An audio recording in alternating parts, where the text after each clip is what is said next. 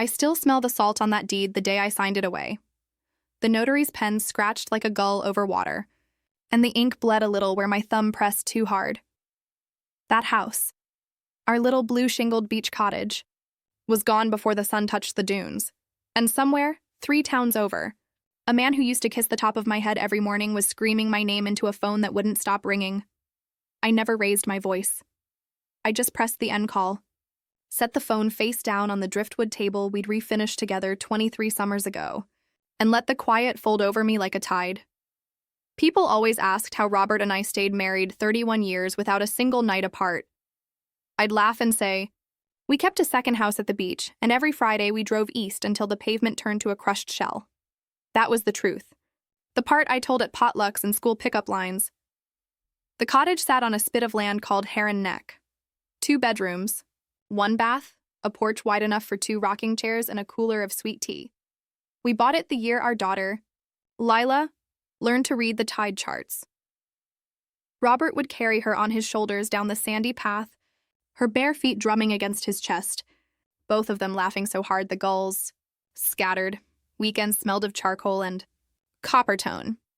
I'd wake before dawn to the hush of waves and the soft clink of Robert filling the percolator. He'd hum Old Sam Cooke while flipping pancakes shaped like dolphins for the kids, Leela, and our son Jonah would race to the water, shrieking when the cold Atlantic slapped their knees.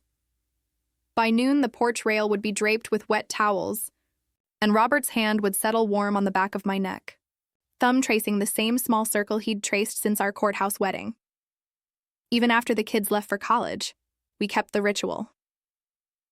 Friday at 4, we locked the city house, windows cracked for the cat, and pointed the old Volvo toward the coast. Robert drove.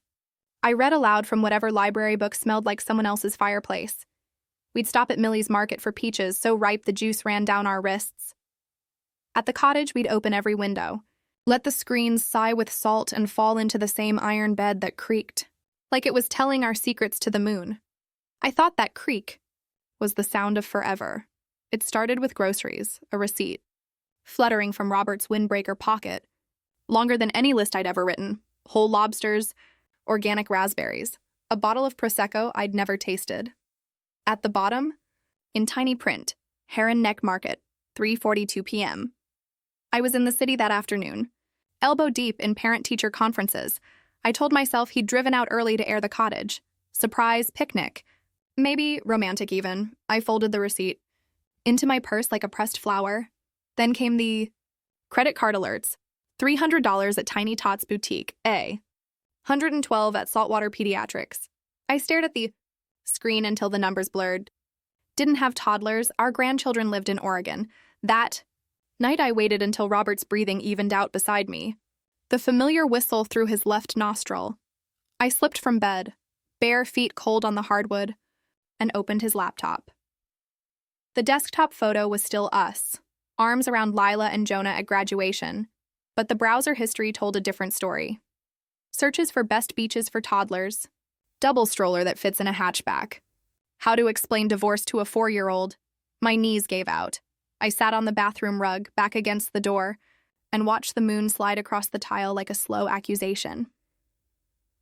The next morning, I poured coffee with steady hands and asked, "Casual as butter? Busy week at the office?" Robert didn't look up from his phone. "Swamped," he said. Mouth full of toast, crumb on his lip. Same lip that used to whisper, "I choose you every single day." I smiled, teeth aching, and started counting the lies like rosary beads. I began watching the way a gardener watches for blight. Small things. Robert's sudden allergy to shellfish. He'd eaten lobster rolls since we were 22. The way he angled his phone when I walked into the kitchen, thumb hovering like a guilty moth. Thigh, faint scent of baby shampoo on his collar when he kissed me. Good night. I told myself I was crazy. 31 years doesn't evaporate over a few odd receipts. But the receipts kept coming.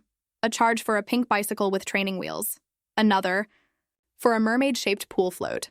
I started driving to Heron Neck on Wednesdays, when Robert claimed late meetings. The cottage looked loved in a way I hadn't noticed. Fresh paint on the porch rockers, soft butter yellow, not our usual white, a child's sand bucket on the steps, bright red with a cracked handle. Inside, the air smelled of lemon polish and something sweeter. Vanilla, maybe. The fridge held juice boxes and string cheese. On the counter, a sippy cup with a unicorn lid. I stood in the middle of my own kitchen and felt like a ghost. That night, I cooked Robert's favorite, shrimp étouffée, the roux dark as river mud. I set the table with the good plates, the ones with tiny cracks like lightning. When he walked in, Ty loosened. He smiled the smile that used to make my ribs feel too small. Smells like heaven, Maeve. He kissed my cheek, lingered a second too long. I tasted salt and something metallic. Fear. Maybe his. Maybe mine. We ate in silence, broken only by forks. I watched the muscle in his jaw twitch the way it did when he lied to the car mechanic. Finally, I said, "Soft as bread. Been to the cottage lately?" His fork paused halfway to his mouth. "Last weekend," he said. "You were at Lila's baby shower." I nodded. The lie sat between us like an uninvited guest. I hired a lawyer before I hired a private investigator. Something about putting my name on a retainer felt like slipping into armor. Ms. Delgado had silver hair and a voice like warm honey over gravel. She didn't flinch when I slid the receipts across her desk. "Jointly titled?" she asked. I nodded. "Then we start with the deed." While she worked, I followed Robert. Not every day. Teachers don't get surveillance leave, but enough.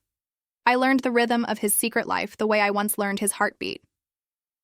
Tuesdays, he left the office at 3, drove east on Route 6 with the windows down, radio loud enough for me to hear Springsteen from 2 cars back. He stopped at a yellow duplex with hydrangeas out front. A woman opened the door, younger than me, hair the color of new pennies, pregnant enough that her sundress strained at the buttons. 2 children tumbled out behind her, barefoot, shouting, "Daddy!" in voices sharp as broken shells. I sat in my parked car until the sun bled out behind the dunes. My hands didn't shake. They felt carved from the same driftwood we'd collected for the cottage fireplace. That night, I waited until Robert's shower ran, steam fogged the mirror. I wrote, "Who is she?" in the condensation and watched the letters drip like tears. When he emerged, towel around his waist, I was sitting on the bed holding the unicorn sippy cup I'd taken from the cottage. Plastic, cheap, still smelling of apple juice. He went white as the bathroom tile. "Maeve, her name," I said. My voice didn't shake either. It sounded like someone else's. Calm, ancient, final. He told me everything in the dark, sitting on the floor because the bed felt too much like ours. Her name was Claire. They'd met at a real estate conference 4 years ago. She was a junior agent. He was the keynote. One drink and dinner became a hotel room with ocean view windows. The first child was an accident. The second was not. He'd been paying their rent, their groceries, their pediatrician with the money we'd saved for a new roof on the city house. "I never stopped loving you," he whispered. I laughed. Then a sound like dry leaves. Love doesn't split itself neat down the middle. Robert.love doesn't keep 2 sets of towels. I asked about the cottage. He said Claire hated the city. Needed space for the kids. He'd been letting them stay there since the youngest was born. Our weekends away had become their everyday. The butter yellow rockers were for her. Morning sickness. The juice boxes were for bedtime. Stories he read in the voice he once used for goodnight. Moon to Lila, I slept in the guest room that night. The sheets smelled of lavender sachets and betrayal. The next morning I called, "Ms. Delgado, transfer the deed." I said, "Can we do it without his signature?" She hummed, papers rustling. "Forgery's a felony, but there's a window. He's been distracted. File an emergency motion citing abandonment of marital property. I'll need proof he's residing elsewhere." I printed the photos I'd taken, Robert carrying a toddler on his hip, Claire's hand on his back. I mailed copies to myself for timestamps. Then I drove to Heron Neck at dawn, the sky the color of a healing bruise. The cottage looked smaller in daylight, almost shy. I walked through every room like I was saying goodbye to a dying friend. In the closet, I found Claire's clothes, maternity jeans, tiny socks with whales. I left them folded. This wasn't about her. This was about the space he'd carved out of my life and filled with someone else's laughter. I met the realtor at noon. Sarah, a woman I'd known since she sold us the place, hugged me too tight. You sure, Maeve? I handed her the new deed, my name alone in black and white. List it today. Cash offers only. Robert came home to an empty driveway and a note on the kitchen island. The beach house was sold. Pack your lies and go. He called 17 times. I let it ring until the sound became part of the wallpaper. The closing happened faster than a summer squall. Sarah texted on a Thursday. Full asking cash 30-day close. Signed the papers in her office while gulls wheeled. Outside the window like white punctuation. Marks, the buyer, was a retired couple from Connecticut who wanted to spoil their grandchildren. I hoped the walls would forget the sound of other children's feet. Robert showed up the night before settlement, eyes red-rimmed. Smelling of the bourbon, he swore he'd quit. He stood on the porch of our city house, our real house, holding a bouquet of grocery store roses wilting in the heat. Maeve, please, we can fix this. Counseling, I'll sell the duplex, I opened the door just wide enough for the chain. You already sold me. Robert, 31 years for a mermaid pool. Float. I closed the door. The click of the deadbolt sounded like the period at the end of a very long sentence. Mrs. Delgado filed the divorce papers the same week. No fault. Irreconcilable differences. I didn't want his money. I wanted the part of me he'd spent like loose change. The judge granted temporary exclusive use of the city house. Robert moved into a studio above his office that smelled of old coffee and regret. I packed the cottage myself. 1 box for each. Decade, the driftwood we'd dragged home like treasure. The chipped enamel pot we used for clam chowder. Lila's first sand dollar. Still perfect in its fragility. I left the butter yellow rockers on the porch with a note. For the new memories. Claire could paint over my ghost if she wanted. The night before the walkthrough, I slept in the cottage one last time. The iron bed groaned like it knew. I lay awake listening to the Atlantic argue with the shore, counting heartbeats instead of sheep. At 3:17 a.m., I walked to the water's edge in my nightgown, the hem dragging through wet sand. The moon laid a silver road across the waves, and for a moment I thought about swimming until my lungs gave out.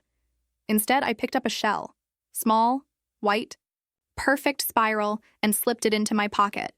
A reminder that some things break open and still hold beauty. Word travels on salt wind. By Monday, the entire school knew. Parents whispered in the pickup line. Teachers left casseroles on my doorstep like I'd buried someone. I ate the lasagna anyway. Grief has its own hunger. Lila called from Portland, voice cracking across 3 time zones. Mom, why didn't you tell me? I watched steam rise from my tea and told her the truth. Some stories need to finish writing themselves before they're ready to be read. She flew home the next weekend. We sat on the couch under the Afghan I'd crocheted the year Jonah started kindergarten, and I let her cry into my shoulder until the wool was soaked. Jonah FaceTimed from Denver, beard fuller than I remembered. Eyes older. I'm booking a flight, he said. I told him to wait. This isn't your war. Baby, it's mine to finish, Roberts. Colleagues stopped inviting him to the Friday golf scramble. Their partners called him into the conference room with the view of the harbor and closed the blinds. He kept his job, barely, but the corner office became a cubicle by the copy machine. Claire's mother found out when the duplex went on the market. She left a voicemail I never played, but the transcription popped up. How could you drag my grandbabies into this mess? The strangest moment came at the grocery store. I was reaching for peaches when Claire appeared at the end of the produce aisle, belly round as a harvest moon, pushing a cart with the toddler strapped in and the older child trailing behind clutching a box of cereal. Our eyes met. Hers were the color of sea glass. Red at the rims. She opened her mouth, maybe to apologize, maybe to curse, and I just nodded, a small dip of the chin, the way you acknowledge a stranger who holds the door. Then I turned down the bakery aisle and chose a loaf of sourdough still warm from the oven. The smell of yeast and comfort filled my lungs like forgiveness. I wasn't ready to give. The settlement check cleared on a Tuesday. In September, I stood in the bank lobby holding a cashier's check for more money than Robert and I had ever seen in one place, and I felt weightless. Not happy. Happiness is a garden that takes seasons, but untethered. Like a boat slipping its mooring, I rented a cottage. 3 miles north of Heron Neck, smaller. 1 bedroom with a window that faced the marsh where herons fished at. Donna. I painted the kitchen the color of seafoam because Lila helped me hang curtains printed with tiny anchors. Jonah sent a housewarming gift, a record player and a crate of vinyl, Billie Holiday, Nina Simone, the soundtrack of women who'd survived worse. I started teaching again, but only for half a day.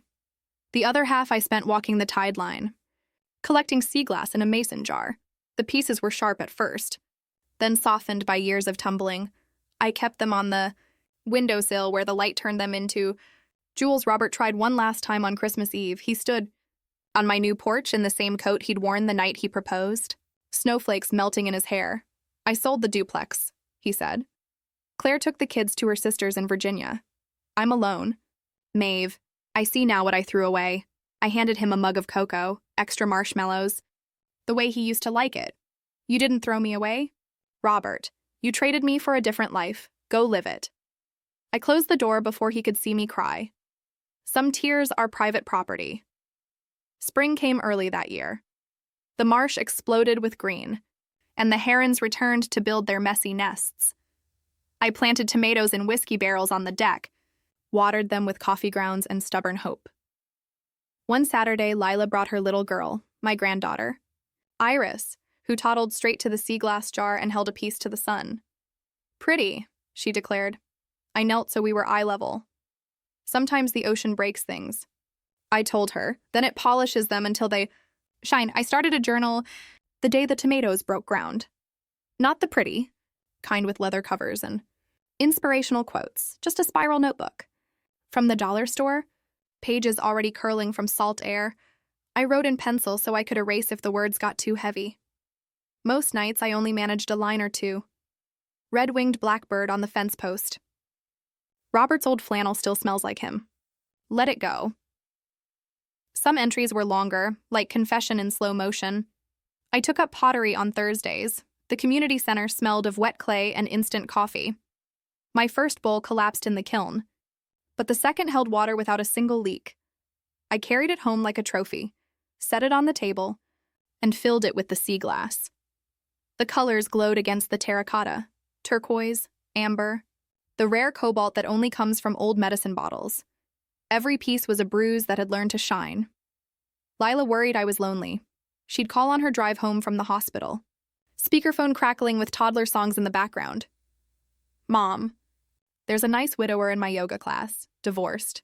Actually teaches 3rd grade. I'd laugh until the kettle whistled. Baby. The only man I need right now has 4 legs and brings me dead mice as love tokens. The stray tabby had shown up the first week, all ribs and suspicion, and decided my porch was home. I named him Bowie because he kept me afloat. Summer brought the first real test. The new owners of Heron Neck invited the whole block to a 4th of July clam bake. Sarah the realtor slipped the Evite into my mailbox with a post-it. You're welcome here? Maeve. Truly. I stood in my kitchen holding the card, thick stalk, embossed anchor, and felt the old ache bloom under my ribs. I almost threw it away.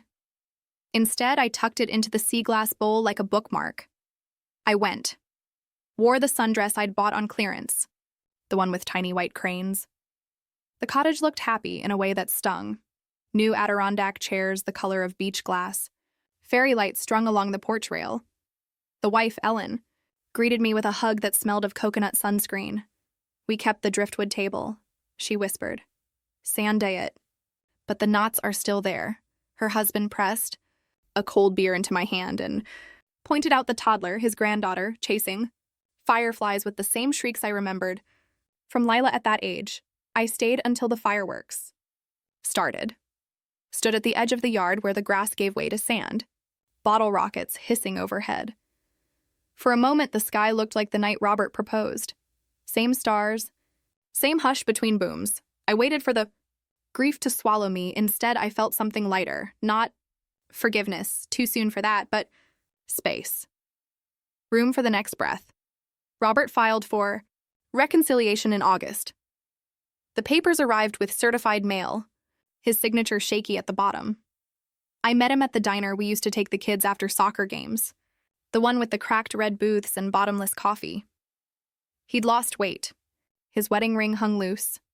I ended it with Claire, he said before the waitress even poured. She kept the kids, I kept the guilt. I just want to come home. Maeve. I stirred sugar into my coffee, 3 packets, the way I hadn't since we were newlyweds. Home isn't a place you come back to when the other one burns down, I said. He flinched like I'd slapped him. Maybe I had. We talked for 2 hours. He cried. I didn't. When the check came, I paid for my half. Left a tip big enough for the waitress to buy her kid new sneakers. Outside, the August heat pressed down like a hand on the back of the neck. Robert reached for me, old habit, and I let him hold my shoulders for 3 heartbeats. Then I stepped back. Take care of yourself, I said. It was the kindest thing I'd ever given him. Fall painted the marsh in fire colors. I harvested the last tomatoes, roasted them with garlic and basil from the deck pots. Lila and Iris came for Sunday supper. We ate on the porch while Bowie wound between our ankles, purring like a small motor. Iris discovered the sea glass bowl and lined the pieces along the railing, arranging them by color like a tiny curator. Grandma, tell me the story again, she said, climbing into my lap with the confidence only 3-year-olds possess. Which one, sugar? The one where you sold the magic house and the ocean gave you treasures? I kissed the top of her curls, tasting Johnson's shampoo in summer, so I told her. Edited. Of course. About a brave lady who fixed a broken boat with her own 2 hands and sailed into a new sunrise. That night, I opened the journal to a fresh page. The pencil felt lighter. I am not the woman he left. And that is the point. Some mornings I still wake, reaching for the warm dent in the mattress that isn't there. Grief is a tide, not a storm. It comes in, it goes out. It leaves shells and questions. But I have learned to walk the rack line at dawn, barefoot, collecting what the waves decide to give back. I kept one thing from the old cottage, the brass house numbers, 127 verdigris eating the edges. I hung them above my new door. Crooked on purpose, a reminder that addresses change, but the woman who answers does not have to. If you're listening to this with a cup of tea gone cold, or hiding in the bathroom so the kids don't hear you cry, know this: your worth is not a joint account. It is not measured in years served or secrets kept. It is the quiet. Yes, you give yourself when the world says stay small. Would you have sold the house? Would you have opened the door on Christmas Eve? Tell me in the comments. I read everyone, and some nights your stories are the only voices in the dark besides the waves. If this touches the raw place you carry, share it with someone who needs to remember they can choose the next chapter. And if you haven't already, hit subscribe. We're building a porch light here for every woman walking home to herself. I still walk the tide line every morning, Bowie trotting ahead like a small orange lighthouse. The sea glass jar is nearly full now. Soft edges, bright colors, proof that broken things can learn to shine. Some nights I dream of the old cottage. Hear Robert's laugh mixed with children who were never mine. I wake, reaching for the empty side of the bed, then remember, the space is mine now. 31 years taught me love can be a house you build together. One morning you wake up and the walls belong to someone else. But the foundation? That's you, and foundations don't crumble. They wait. If you're holding a receipt, a text, a silence that cuts, know this. You are allowed to sell the house. You are allowed to keep the key to your own heart. Peace is not the absence of pain. It's the moment you stop paying rent on someone else's lies. Would you have walked away? Tell me below. Your courage keeps the porch light on for the next woman learning to sail alone. Subscribe if you need reminding. The tide always brings you home to yourself.